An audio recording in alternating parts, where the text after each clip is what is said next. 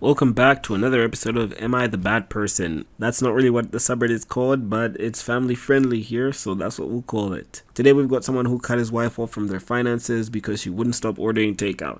9 days ago, I made a post about how my unemployed wife had spent $1,176 on delivery apps in just a month. What are you making? I really have to know. Like this is like six-figure earner type of takeout. That's like the takeout bill for 6 figures. But anyways, we digress. This is egregiously outside of what we can afford to spend on takeout. And since she didn't seem willing to stop, I canceled our credit card and moved the money from our joint account into my own. For the following few days, my wife kept talking about how I was financially abusing her. She threw several tantrums despite apparently being severely malnourished, threatened divorce, threw a bunch of food we had in the fridge away to try and strong arm me into letting her get takeout, and even tried to guess my bank account password a bunch of times. Sorry, my password isn't Taco Bell 123. That last one was how I learned if you try to guess someone's bank account passwords enough times, the bank will send them an automated email. So yes, the bank does do that. You know how like you try to figure out someone's iPhone password and it just doesn't work and they block you out? Yeah, same thing happens with banks. I'm surprised he just got an automated email. Here in Zambia, if you try doing that, they'll just cancel the card,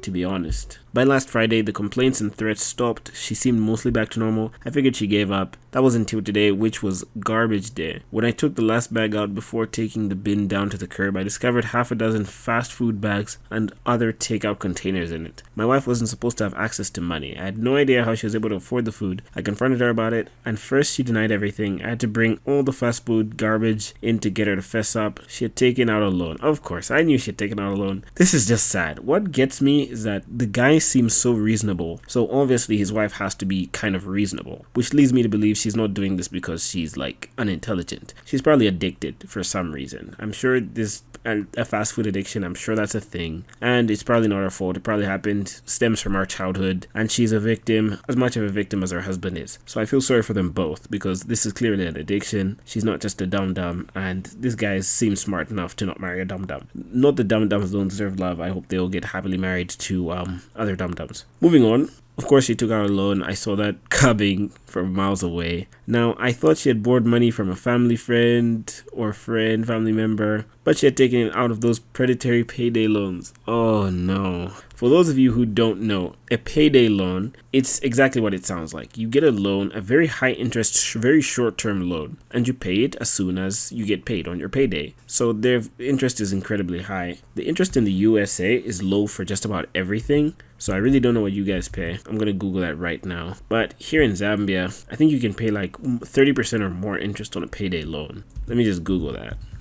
And I'm reading that you guys in the USA pay about $15 to $20 for every $100. That's a weird way of saying you pay 15 to 20% interest, but I'll take it. But before you ask, no, I have no idea how she was approved. I also wonder if she's a stay-at-home and doesn't have a job. Within the next hour, I froze my credit. I then drove her to the payday loan place where I paid the loan off in cash. I now have to dip further into my savings to pay the rent. You know this marriage is over when he talks about my savings and moved it to like my account. It's kind of just like sad because it's now separate. It's not our account. It's not our savings as a family, as a single unit. It's mine. Which, I mean, it has to be his, otherwise she's gonna finish it all at McD's, which is a big shame. I suppose in a certain way cutting her off was successful. She didn't order takeout anymore. She just drove to the restaurants to pick up her food for the low price of $20 for every $100 she borrowed, or $60 in fees in total. No idea what that means, and maybe I have to reread that. Yeah, I just don't get it. In addition, I told her that we would be getting divorced. So yeah, my marriage is over. I don't even know what alimony laws in my state are like, but I assume she will happily live in a cardboard box under a bridge if Uber Eats will bring her food there. Burn. But yeah, that's incredibly sad. Make no mistake, she did misbehave here. I mean, she seems to be compulsively misbehaving, and that's why I call it an addiction. And it might be like, oh yeah, he's the victor, he's a good guy, she's the bad guy. First of all, I don't even know why this is on this subreddit. It just doesn't belong here. Even the last one I read, it's like, these are obviously, you're not the bad person. How are you the bad person for not letting your spouse ruin your financial future? And first of all, how did did you get married like this? Like, is this a new development? Did she just now become obsessed with wasting all your money in fast food? Like, how,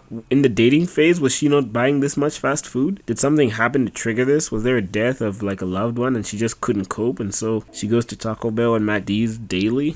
How did this all start? There's so many questions, so few answers. But yeah, of course they're getting a divorce. It's the only way he knows that he can live sanely. I am troubled that I can't see any mention of therapy here, couples therapy before divorce. That is a shame. This seems like a huge issue, potentially irreconcilable, but I mean, the tantrums that she's been throwing, the threats and the threat of divorce is a huge thing and a huge problem, which can't just be ignored. So obviously divorce was a big looming cloud over them, especially when he had to do this financial thing basically out of necessity. He's not even bullying her or abusing her. That's just out of necessity 100%. So I wish they would have gone therapy, but this therapy would have been deeper than just couples counseling. This would have had to be an addiction thing. I keep saying addiction. I'm not a licensed psychologist. I can't diagnose an addiction or a mental disorder, but this is clearly that.